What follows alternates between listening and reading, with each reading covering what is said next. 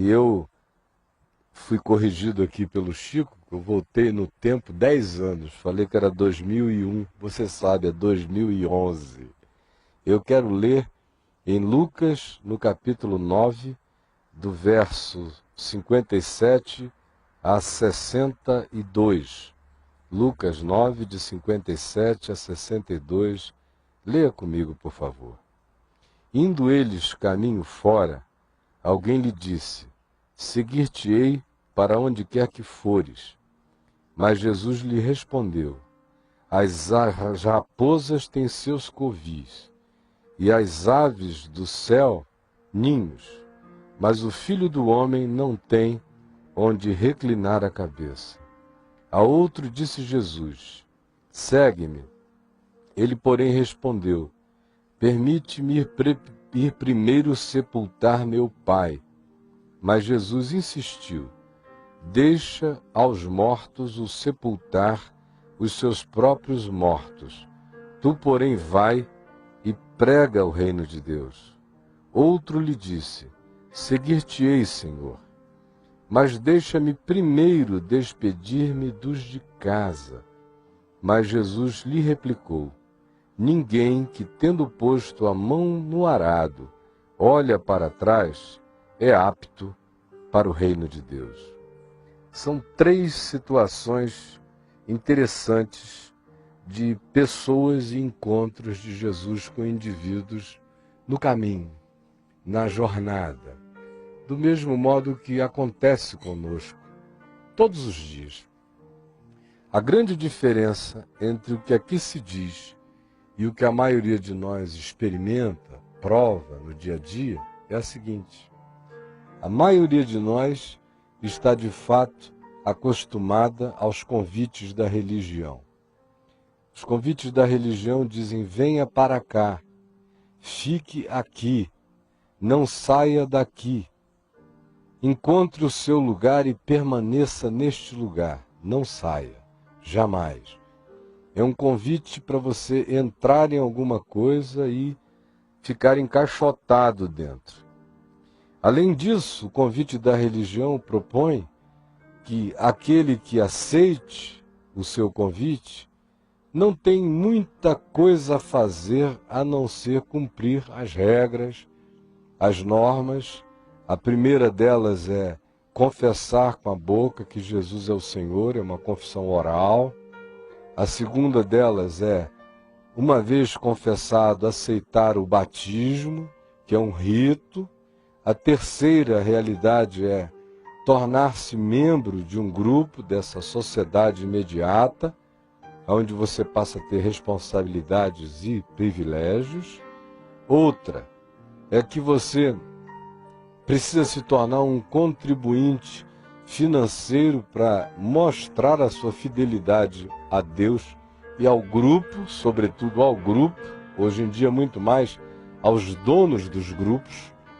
E ainda, a religião dá a suposta garantia de que aquele que assim fizer será um indivíduo sempre bem ranqueado, vai estar sempre com boas patentes aos olhos dos homens. Esse é o modo de ascender no grupo.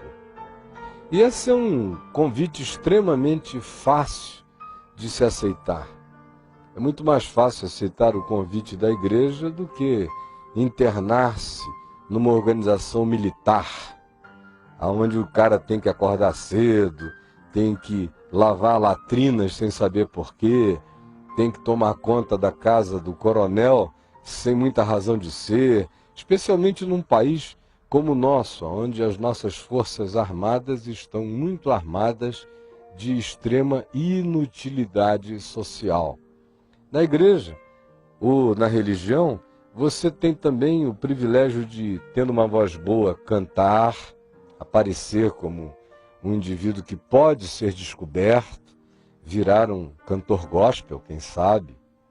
Ou se você tiver bico hábil, logo, logo vão identificar sua habilidade no falar, e em sendo um jovem, você vai se tornar logo alguém chamado para as reuniões da juventude, da mocidade, para falar. se tiver um pouco mais de ousadia, vão colocar você para pregar em lugares. Se for uma igreja organizada em células, você vai ser catapultado para se tornar líder de uma delas. E aí você se torna visível e se torna percebido e ganha um status que vai desde louvores humanos em relação ao seu esforço espiritual, até mesmo aquela capacidade enorme de se tornar um centro, um polo de atração dos olhares para o bem e para o mal, depende do indivíduo. Mas tudo isso ainda nada tem a ver com Jesus nem com o Evangelho. Tem a ver com a sociedade, tem a ver com a maçonaria, tem a ver com o clube, tem a ver com esse chamado para participar e ser notado, enquanto você vai vivendo a vida dizendo, eu sou de Deus. E se perguntam a você por que você é de Deus, você vai dizer, eu sou de Deus por causa dessas coisas. Coisas essas que no Evangelho não figuram entre coisa alguma que caracterize o vínculo de alguém com Deus ou com Jesus. E aqui nós estamos exatamente no momento em que o convite de Jesus se explicita para todo ser humano, totalmente diferenciado dos convites da religião. Olha só, são 3 casos que o Evangelho de Lucas nos apresenta. No primeiro se diz, indo eles, Jesus e os seus discípulos, caminho fora, alguém lhe disse, foi proposta de um ser humano que chegou e disse, seguir-te-ei para onde quer que fores.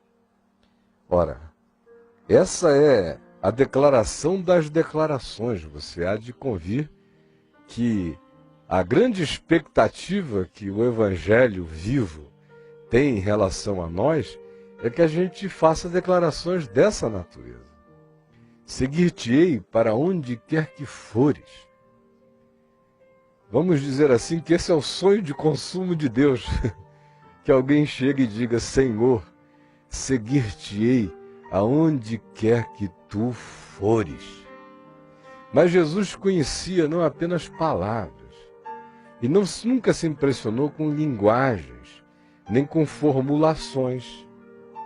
O Evangelho de João nos diz que ele nunca se dava a confiar às pessoas porque ele bem sabia qual era a natureza humana. E frequentemente a gente lê no Evangelho a declaração de que Jesus, sabendo pelo seu Espírito o que lhes passava no coração, retirou-se, ou foi para algum lugar, ou tomou uma decisão, porque ele não lidava com essas categorias dos códigos verbais. Ele olhava a profundidade do coração. E mesmo diante de uma declaração tão poderosa quanto esta, ele não se impressiona. Seguir-te-ei aonde quer que tu fores. Mas ele olha dentro do coração do indivíduo, lá dentrinho. E ele sabe que o indivíduo tinha muito papo, muita logorreia, muita conversa, muita afirmação assertiva, mas nenhuma assertividade de fato para bancar, para garantir o envolvimento radical com Jesus, indo até as raízes do compromisso. De fato, sendo homem, para, em tendo declarado aquilo, viver conforme aquela declaração. É por isso que Jesus diz, olha só meu filho, olha bem aqui para mim, as raposas têm os seus covis, as aves dos céus têm os seus ninhos, mas eu, o Filho do Homem, não tenho aonde reclinar a minha cabeça. E naquela mesma hora, o indivíduo seguiu o seu caminho. O que isso nos fala? Nos fala de gente com uma capacidade enorme de verbalizar coisas que não têm raízes equivalentes no coração.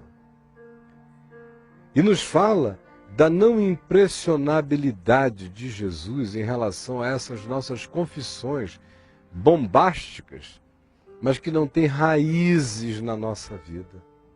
Eis a razão porque o indivíduo não prosseguiu na jornada.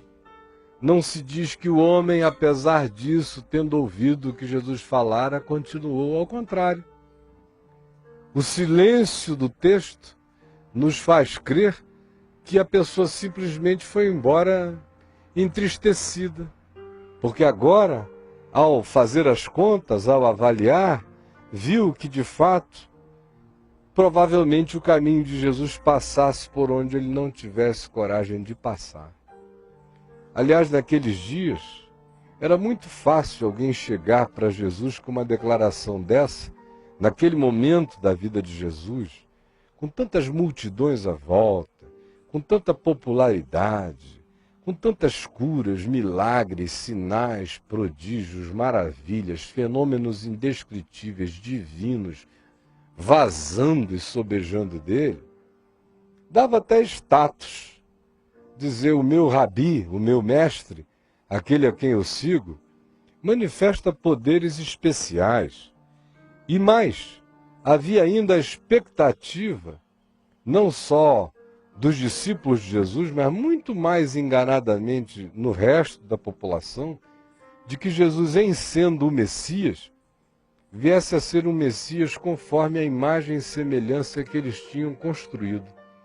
Um Messias que, em chegando em Jerusalém, tomasse o poder, desbancasse o sinédrio, vencesse os romanos, libertasse politicamente o povo de Israel. Era um Messias à la teologia da prosperidade e libertação. Uma libertação com prosperidade. E aí, seguir-te-ei para onde quer que fores, era uma declaração que no coração do indivíduo dizia: eu vou te seguir porque eu sei que tu vais terminar muito bem. Eu vou te seguir porque eu sei que o teu caminho vai acabar num trono de glória. Eu vou te seguir porque eu quero estar incluído entre aqueles que receberem os privilégios da tua vitória. Só que tudo numa perspectiva imediata. Meses adiante, pouquinho tempo, 1 ano, 2 a mais. Seria uma espera curta, mas a glória seria certa. Jesus, todavia, vem e diz: olhe bem para mim. As raposas estão numa situação muito melhor do que eu, do seu ponto de vista. Porque elas, pelo menos, têm suas próprias covas, nas quais elas urinam, defecam, marcam território e expulsam o inimigo, mas eles têm a sua própria cova e lugar de estar. E as aves dos céus têm os seus ninhos. Ninhos na mesma árvore, no mesmo canto, é um lugar de propriedade delas, onde elas espantam as outras aves, os outros inimigos, ali é a propriedade privada, o ninho. Mas eu, o Filho do Homem, não tenho nada disso. Não estou prometendo nada disso. E não tenho nem onde reclinar a cabeça. Eu durmo por aí, aonde dá. Aonde o sono chega, aonde tem um abrigo, uma cova, uma árvore, um cantinho para eu me reclinar, eu deito. Mas não tenho um travesseiro, não tenho um quarto, não tenho segurança de natureza nenhuma. É isso mesmo que você quer? E aí o Evangelho silencia, porque silencioso foi o retirar do indivíduo. Hoje em dia tem muita gente pensando que seguir Jesus é um bom negócio. Na realidade, eles estão seguindo a religião, não Jesus. É por isso que, diante de calamidades, tem muita gente se questionando sempre: por que isso aconteceu? Por que Jesus permitiu? Por que gente desabrigada? Ora, Jesus disse a quem afirmou a ele: seguir-te-ei por onde quer que fores, que segui-lo significava Do ponto de vista humano, provavelmente insegurança total. Nenhuma promessa de palácios, nenhuma promessa de casas espetaculosas, nem segurança do ponto de vista humano, ao contrário. Ele disse: não andem ansiosos de coisa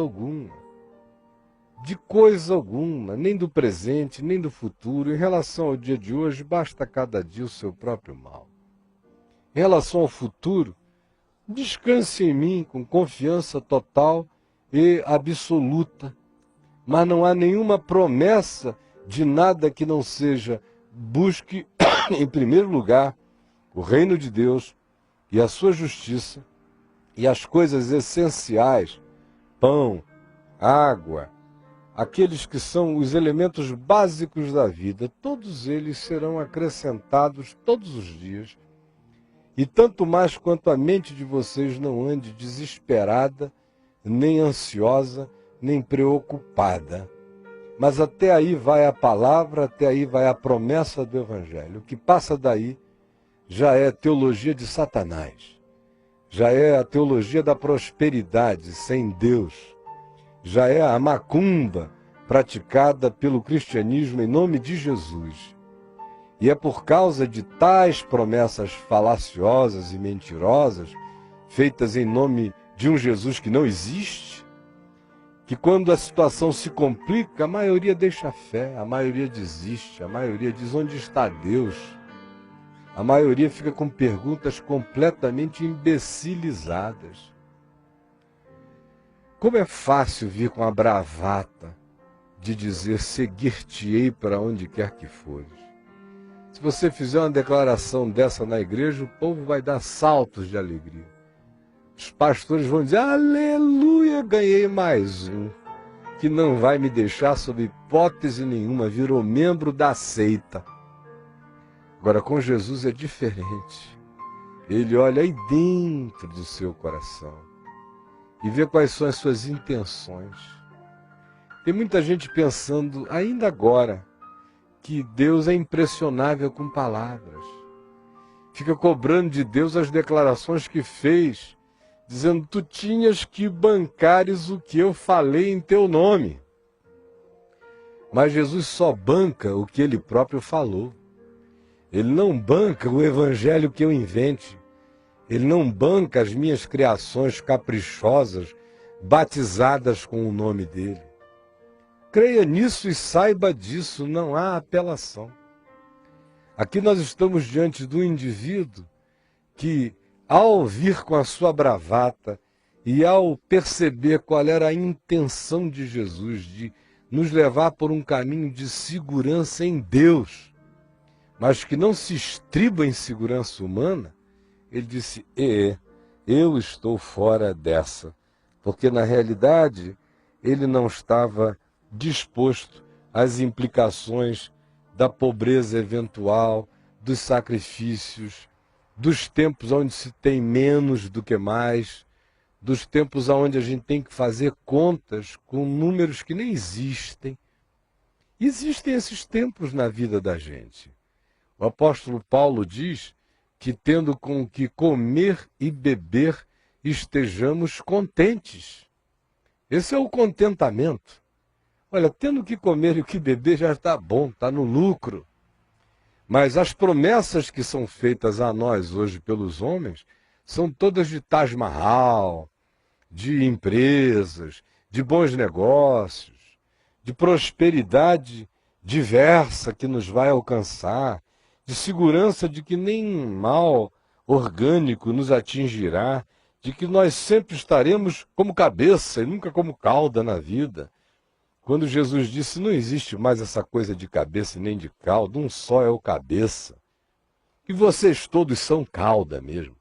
Estão aqui como discípulos do Filho do Homem. Se o Filho do Homem, que é o cabeça, não veio para ser servido, mas para servir e dar a sua vida em resgate de muitos, que dizer dos seus discípulos: o discípulo não é maior do que o seu mestre, do que o seu Senhor.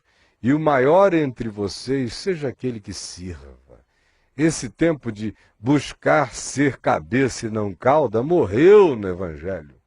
No Evangelho todo mundo existe para servir conforme o dom que recebeu, conforme a medida da graça de Deus compartilhada com cada um de nós.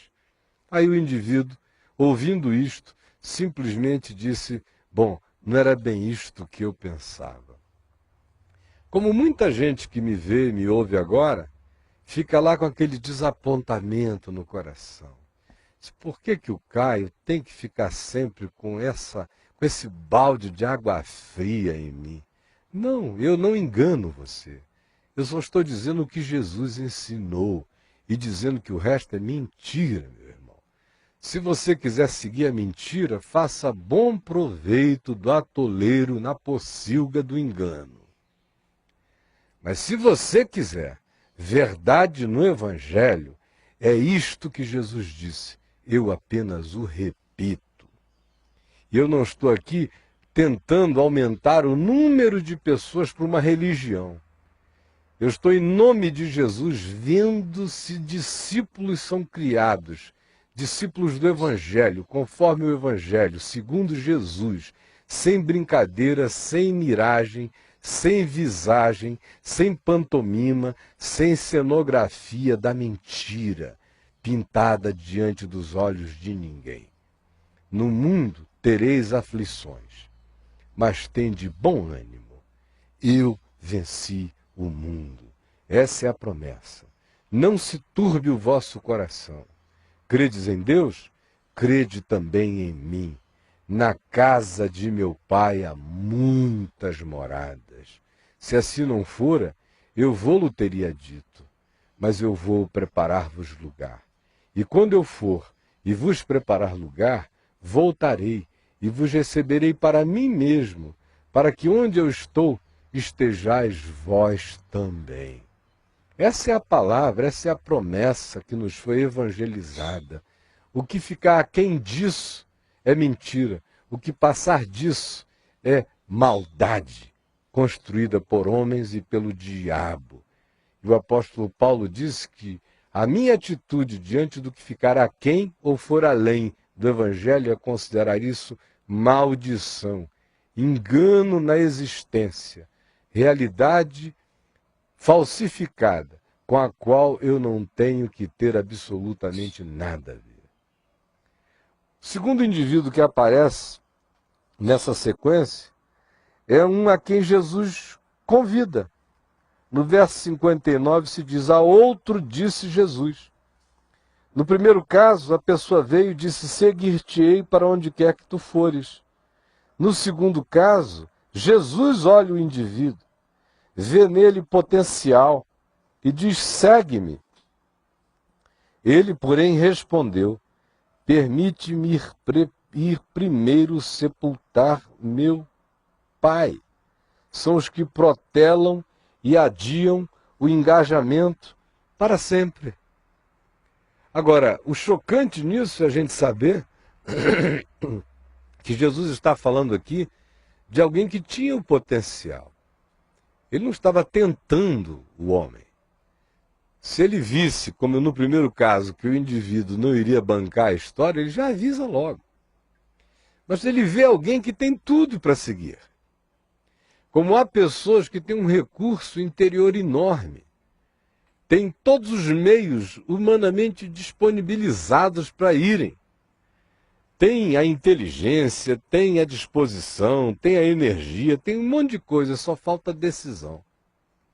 E a decisão, nesse caso aqui, tinha a ver com uma libertação de natureza afetiva do ninho e do conforto familiar.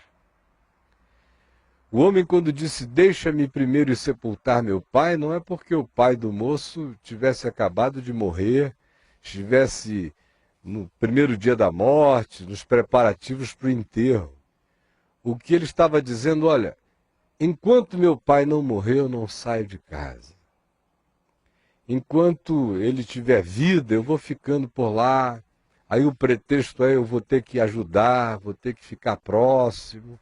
Mas, de fato, era o argumento mais forte que ele tinha para tentar impressionar a Jesus, que seria contrapor o convite de Jesus para que o rapaz o seguisse com o mandamento de honra a teu pai e a tua mãe, para que te vá bem e tu sejas de longa vida sobre a terra.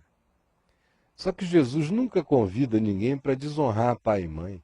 E seguir Jesus jamais implicará em desonrar a pai e a mãe. Significava dizer que o que Jesus fazia ao convidar aquele moço era dizer, olha, eu sei que tu podes. I know you can. Você pode. Eu sei que você pode. E o indivíduo responde simplesmente dizendo, eu poderia, mas deixa-me primeiro. Quando ele diz primeiro, ele admite que ele poderia. Ele apenas resolve que a prioridade dele é outra. Primeiro é a prioridade, é o que vem antes. Deixa-me antes, deixa-me primeiro sepultar meu pai. E aí, em relação a Jesus, não pode haver primeiro. Se eu digo que sou discípulo de Jesus, qualquer outra coisa é segundo daí em diante. Minha mulher vem em segundo, meus pais vêm em segundo, meus filhos vêm em segundo, meus netos vêm em segundo, meu ministério vem em segundo, minha vida vem depois. Jesus é o primeiro. Buscar em primeiro lugar o seu reino e a sua justiça é isto. Jesus vem primeiro. E ele disse que quem não tem coragem, por amor a ele, de fazer rupturas quando necessárias, até com pai, com mãe, com irmãos, com gente que a gente quer bem, mas que tenta sequestrar-nos contra o mandamento de Jesus, contra o chamado do Evangelho, quem não tem essa coragem não está apto para o reino de Deus, nem para ser discípulo dele. O chamado dele é tão radical que revoluciona completamente a ordem de coisas na vida da gente, nos faz rever o que é primeiro. Se Jesus é o Senhor, nenhuma paixão vem primeiro. Se Jesus é o Senhor, nem pai nem mãe vem primeiro. Se Jesus é o Senhor, ele é o primeiro. E nada que se desalinhe desse chamado dele vai ter primazia no lugar dele. Meu pai e minha mãe terão que ser sábios para me abençoarem enquanto eu sigo. Minha mulher terá que ser sábia para me abençoar enquanto eu faço a vontade dele. Meus filhos terão que ser sábios para se alegrarem com o privilégio de terem um pai que anda segundo a vontade de Deus. Não existe primeiro quando eu digo eu sou de Jesus. Tudo mais vira segundo, tudo mais se torna periferia à volta do trono. Deu para você me compreender? Olha só o que se diz a seguir. Mas Jesus insistiu. Verso 60. Jesus insistiu. Que coisa interessante, Jesus insistiu. O potencial do indivíduo era tão grande que Jesus insistiu. Deixa aos mortos o sepultar os seus próprios mortos. Tu, porém, vai e prega o reino de Deus. Jesus insistiu. Insistiu, mas a insistência dele não significou nada. O indivíduo tinha tudo o que se precisava para cumprir a missão de ser em Deus e de viver para Deus e de se dar de maneira concreta e prática a Jesus, a causa do Evangelho e do reino de Deus neste mundo. Daí Jesus ter chamado, daí Jesus ter insistido. Mas mesmo assim, nada moveu o indivíduo daquele lugar. É trágica a situação da pessoa que tem todos os meios humanos, talentos, dons, recursos, inteligência, energia, saúde, tem tudo. mas de fato tem uma mente organizada pelo capricho. Gosta de Jesus, acha legal, acha bonito, acha lindo, mas diz, para mim é um pouco too much, é um pouco demais. Eu quero abençoá-la à distância, se precisar eu contribuo, mando uma grana, se precisar de alguma ajuda, estou por aqui, mas nada mais radical do que isso. O indivíduo ideal para ser pastor na religião é esse aqui. Para ganhar um bom salário, para ficar lá com sua segurança, e com o argumento sempre de que está fazendo essas coisas, não se mobiliza para nada, está sempre ali, querendo se enraizar nos lugares e não no coração de Deus, com os argumentos e os álibis das melhores afetividades. É por causa da minha mulher, é por causa dos meus filhos, é por causa do meu pai, é por causa da segurança, é por causa do que eu ganho, é porque eu não posso diminuir a renda familiar. São todos argumentos que a gente tem, mas que não colam. Não colam. Especialmente quando Deus olha e vê que Ele te deu tudo, para você explodir na graça dEle. Mas, infelizmente, as paixões, os confortos, as seguranças, as covardias, disfarçadas de bondade e de expressões de existência legal, vão fazendo você se tornar esse indivíduo que diz, Senhor, quando não tiver mais compromisso nenhum aqui ao meu lado, então eu te seguirei. Deixa-me primeiro cuidar das minhas coisas. E Jesus insiste mais uma vez. Olha, meu filho, deixa que aqueles que não enxergaram ainda o reino cuidem dos que estejam morrendo, sepultando corpos. Eu estou convidando você para olhar o invisível e fazer de você não um coveiro da vida, mas um ressuscitador de espíritos, um pregador do evangelho da ressurreição. Mas nem isso foi o bastante, como para muitos que me veem agora, eles apenas ouvem e dizem, puxa vida, eu admito no meu coração que eu não tenho essa disposição, mas ainda tenho aquela esperança de ser salvo pelo fogo. Vou fazer a melhor parte que eu puder na igreja, na religião, porque Deus vai me ver, vai me olhar, mas nada tão radical demais, não é? Aí vem um terceiro caso, que diz o verso 61, que outra pessoa nesse mesmo caminho, nessa mesma trajetória, disse a Jesus, seguir-te-ei, Senhor, mas deixa-me primeiro despedir-me dos de casa. Seguir-te-ei. Talvez o cara já tivesse ouvido a bravata do primeiro, seguir-te-ei aonde quer que fores. Bom, vai ver que a gente não pode dizer onde quer que fores, porque as aves dos céus têm os seus ninhos, as raposas os seus covis, mas os filhos do homem não têm onde reclinar a cabeça. Vai ver que ele não gosta de coisa muito exagerada. Já tivesse ouvido o convite dele a outro, a quem ele disse, segue-me, e o rapaz disse, seguir-te-ei. Mas deixa-me primeiro sepultar o meu pai. E já tivesse ouvido Jesus dizer, deixa aos mortos o sepultarem os seus próprios mortos. Então ele vem com uma adversativa, uma tese de equilíbrio, segundo ele próprio. Seguir-te-ei, Senhor. Seguir-te-ei, Senhor, mas deixa-me primeiro despedir-me dos de casa. No caso daquele que disse, deixa-me primeiro sepultar meu pai, era obviamente um casuísmo. Estava brincando com as palavras, criando um álibi, como eu expliquei anteriormente, de uma afetividade incontestável pelo mandamento, honra teu pai e tua mãe.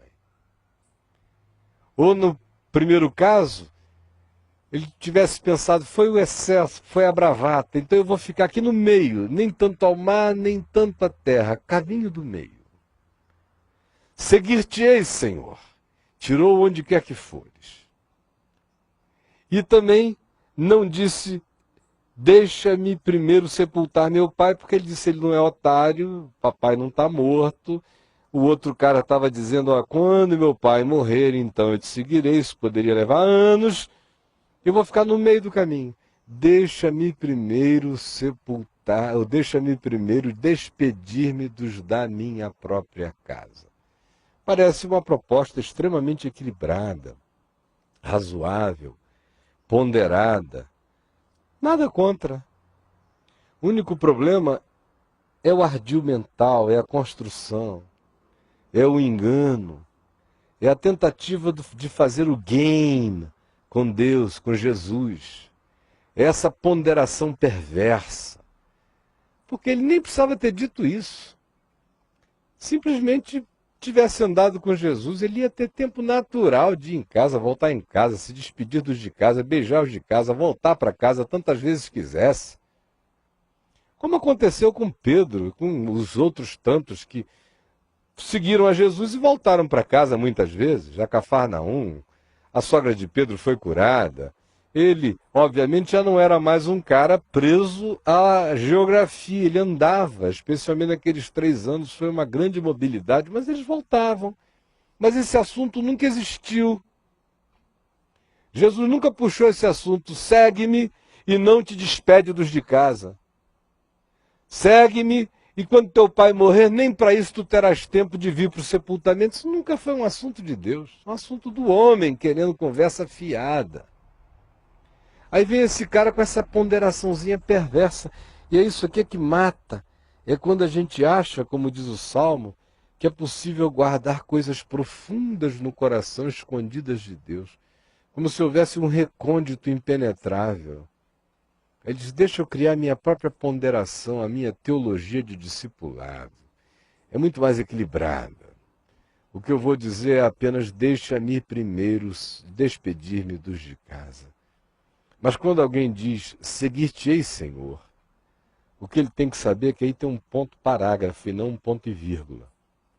Nem uma vírgula, nem um travessão, nem uma continuidade. É ponto parágrafo, com exclamação. Seguir-te-ei, Senhor, e pronto, e ponto. Mas ele inclui uma adversativa de ponderação. Seguir-te-ei, Senhor, mais. Quando a gente diz Senhor, não tem mais, mas. Entendeu? Ou é Senhor, ou é mas. Mas se a gente diz Senhor, não tem mais, mas nenhum. Acabou. Seguir-te-ei, Senhor, ponto. Mas primeiro deixa-me despedir-me dos de casa, já não era pelo ir despedir-se dos da sua casa. Era pelo engano, era pelo auto-engano, era pela subjetividade, era pela pretensão de crer que se poderia criar um caminho intermediário, de colocar uma rédea no chamado de Deus, de fazer reparos ao convite de Jesus. É aí que entra a desgraça da nossa intelecção, a desgraça da nossa vontade superior à vontade de Deus na nossa vida, quando a gente diz que quer Jesus, mas tem ponderações a fazer e tem equilíbrios a trazer. São aqueles que tentam equilibrar o Evangelho. São aqueles que acham que o Evangelho é um pouco demais, radical demais, como eu já encontrei tanta gente. E alguns honestos o suficiente para me falarem. Como, por exemplo, quando eu era pastor em Niterói, uma ocasião, assim que eu falei a primeira vez o conteúdo do meu livro Seguir Jesus, o mais fascinante projeto de vida, ele antes de ser posto no papel foi falado por mim em alguns lugares e ocasiões, até que ele virou um texto escrito. Eu fiz a sequência daquelas falas ali durante uma semana inteira na igreja local que eu pastoreava. E ao final, já num domingo à noite, um senhor me procurou, ele me conhecia desde a infância. E ele disse, escuta, meu querido pastor, você não acha Isso é um pouco demais, não? Eu falei, mas você tem alguma coisa a dizer quanto ao fato de que não foi exatamente isso que Jesus falou? E que não seja exatamente esse o convite dele? Ele disse, não, está tudo perfeito, só que Jesus era Jesus, você é você, né? Eu falei, você não entendeu que eu não sou Jesus e não estou convidando ninguém para me seguir? Eu estou convidando você para seguir a Jesus assim como eu estou seguindo, então diga isso a Jesus, mas não diga isso a mim. Se eu estivesse convidando você para me seguir, seria demais. Uma pretensão de uma arrogância diabólica, de uma megalomania insuportável. Mas não é a mim que eu convido você para seguir. Eu estou tentando me colocar sob o jugo desse convite, sem arredar o pé. Veja você o que você fará com o convite de Jesus, porque esse convite não vem de mim, não procede de mim, não é meu e não é para me seguir. Hoje, você que me vê aí, talvez seja um desses que não entenderam ainda a urgência dessa história toda. Como eu disse há pouco, não há absolutamente nada errado em sepultar o pai, a mãe, em estar em algum lugar e alguém dizer, olha, seu pai não está bem de saúde. Ao contrário, se alguém não cuida dos seus, especialmente dos da sua própria casa, tem negado a fé e é pior do que o incrédulo, é o que também nos ensina a palavra de Deus. Não há nada errado, ao contrário, é certo e despedir-se dos de casa e dizer, olha, estou indo. Não sei quando eu volto, mas vocês podem me contactar desse jeito, desse modo. E em havendo qualquer necessidade, eu farei de tudo para estar aqui. Esse é o correto. A questão toda, como eu disse, residiu e reside no ludíbrio, no engano, no game, no joguinho, na tentativa de moldar o evangelho à nossa imagem e semelhança e criar uma zona de manobra para os nossos confortos pessoais e para os nossos caprichos pessoais. No entanto, especialmente nesse último caso, mas incluiria todos os três aqui por mim expostos, minha mente não consegue deixar de lembrar-se do que Elias fez com Eliseu. Aliás, hoje de manhã, foi essa a palavra que me veio fortemente ao coração. Aquela declaração de Elias a Eliseu, tu já sabes o que eu fiz contigo. Tu já sabes o que eu fiz contigo.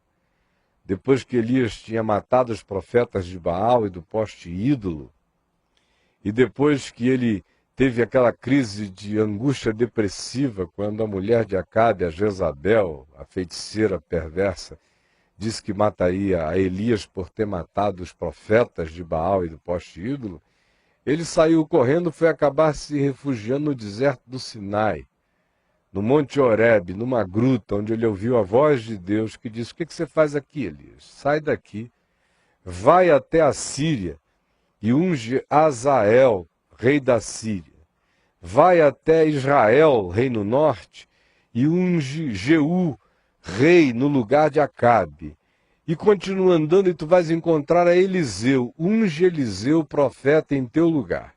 Quem escapar à espada de Azael, não sobreviverá a de Jeú. E se alguém escapar à espada de Jeú, não sobreviverá à espada de Eliseu.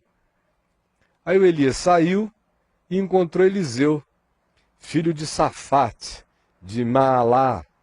E o texto diz lá, no primeiro livro de Reis, que quando Elias viu a Eliseu, Eliseu vinha com 12 juntas de boi arando diante dele, no meio do trabalho. Juntas de bois, arando a terra.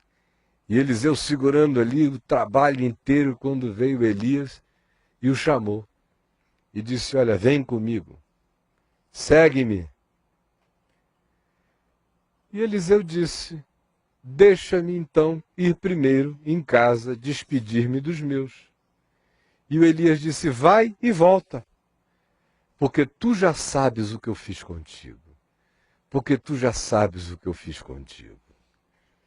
Jesus estava aqui dizendo que o chamado dele era infinitamente mais radical do que o de Elias. E em segundo lugar, ele também estava ensinando que o que Eliseu propôs não foi nenhum tipo de jogo, nem de game. Não havia nenhum ludíbrio, não havia nenhuma tentativa de criar uma reserva técnica para equilibrar o chamado conforme o prazer pessoal do indivíduo. E Elias disse, vai e volta, eu vou esperar. E o Eliseu foi, pegou uma das 12 juntas de boi e imolou os bois, ofereceu uma comida, fez uma churrascada para a família e para os amigos, despediu-se de todos, e aí então foi e seguiu ao profeta Elias, e ficou 13 anos seguindo a Elias antes de Elias ser levado às alturas.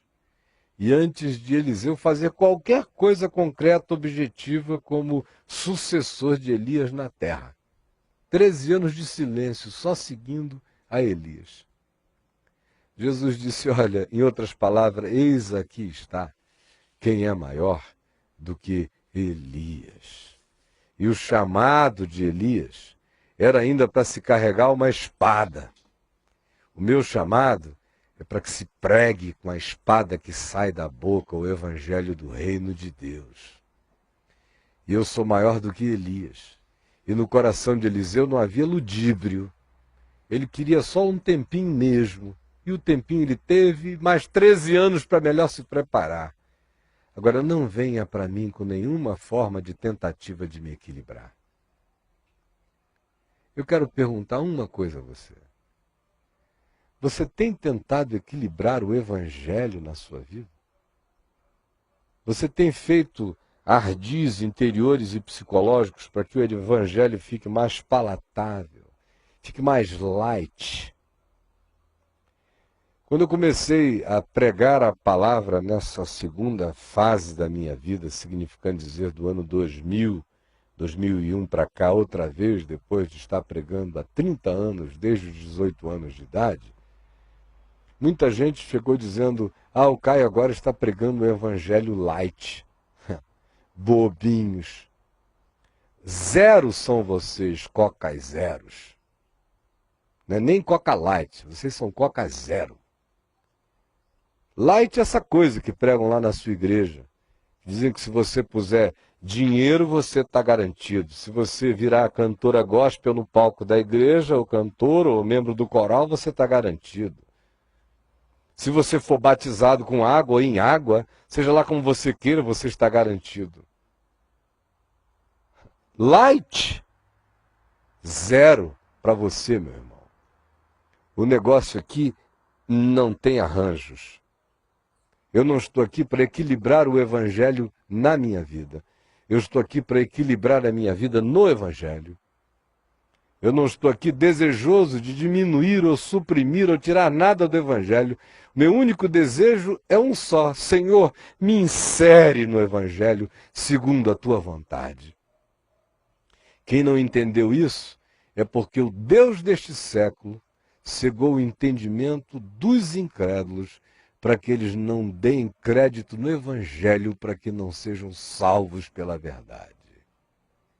Esta é a palavra de Jesus nesta manhã. Sem rodeios, sem acréscimos. Agora decida você. Quem você tem sido nessa história toda? Você é daqueles que ficam tentando equilibrar o evangelho na sua vida? Ou você é aquele que quer equilibrar a sua vida segundo o evangelho? Você é daqueles que pararam de ler o evangelho e ficam agora só com os livros, as doutrinas da igreja? Esse é um sinal de que você tenta equilibrar o evangelho na sua vida. Porque aquele que de fato quer equilibrar sua vida no evangelho, não faz perguntas, não diz, Senhor, deixa-me primeiro, deixa-me antes, seguir-te-ei mas. Nada disso existe quando a gente simplesmente diz, eu sou, eu quero, eu vou. Aí tudo mais acontece, porque Jesus não veio para separar marido e mulher, a menos que o marido seja um diabo. Aí A palavra de Deus diz, fique livre. A menos que a mulher seja uma megera perversa. Ou, se não houver amor entre vocês, porque em não havendo amor, nada aproveita, nada é verdade. Mas, do contrário, não há nenhum convite no Evangelho para quebrar vínculos verdadeiros, amorosos, sinceros. Não há nenhum tipo de intransigência no Evangelho contra a naturalidade do curso da existência. Agora, existe uma intransigência total no Evangelho quanto ao ludíbrio, ao engano, à falaciosidade, à vontade de arranjar escaninhos e lugares secretos onde a gente pensa que Deus não penetra. Aí a gente bate na rocha. Aí a gente dá de testa na esquina, pá, e fica com marcas perenes, como eu tenho aqui, ó. Cacetada de uma quina, de parede, com 6 anos de idade, nunca saiu da minha testa. Tá! Aí, meu amigo, é pular de cabeça na ponta da espada. Não brinque disso. E nesses dias tão graves, mais do que nunca, é isso que eu tenho a dizer. Não tente equilibrar o Evangelho na sua vida. O chamado é para que nós equilibremos a nossa vida no Evangelho. Portanto, não existe nada que venha primeiro. Não existe nada para se interpor. Não existe nenhuma ponderação a ser feita. Só existe um chamado, um convite. E a resposta é, eu estou aqui, Senhor. Sem acréscimos, sem questões, sem ponderações, sem qualquer reparos a supostos exageros divinos. Você me compreendeu? Vamos orar então juntos. Vamos. E o meu convite a você é para que você se curve diante de Jesus. Para que você reveja toda a sua vida e aquilo que vem primeiro. Quem vem primeiro? O que é primeiro? O que é mais importante mesmo? Pare de se enganar. Pare de fazer de conta. O que vem primeiro? O que vem primeiro? E ouça os ecos da voz de Elias a Eliseu. Tu sabes o que eu te fiz. Senhor Jesus, eu sei o que tu me fizeste. Eu conheço o privilégio e a responsabilidade. Eu sei que nada mais vem primeiro. Ninguém vem em primeiro lugar. Eu sei que todos os meus amores foram secundados. Eu sei que todo e qualquer capricho caiu por terra. Eu sei que nem pai, nem mãe, nem esposa, nem filhos, nem irmãos, nem amigos, ninguém vem primeiro. Nem os netinhos preciosos, ninguém vem primeiro. Tu és o primeiro. E se ninguém entender, que eles saibam então que tu és o único. O único. O único. Se eles não quiserem vir em segundo, viverão para assistir o fato de que tu és não só o primeiro, tu és o único. Eu quero te pedir, Jesus, por todo aquele que ouve e vê nesta manhã, ou tarde, ou noite, em volta deste planeta, e rogar que as desculpas acabem. Nós temos te tratado como se tu fosses Baal ou um ídolo, como se a gente pudesse ter ludíbrios, enganos e voltinhas e joguinhos a brincar contigo. Ajuda-nos a aceitarmos o convite, sabendo que é um privilégio.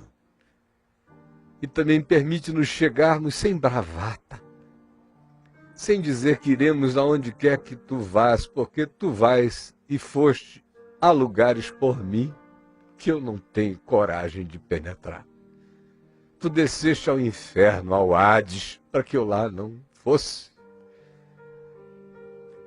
Tu te colocaste na mais profunda sepultura da morte, para que eu não morresse essa morte.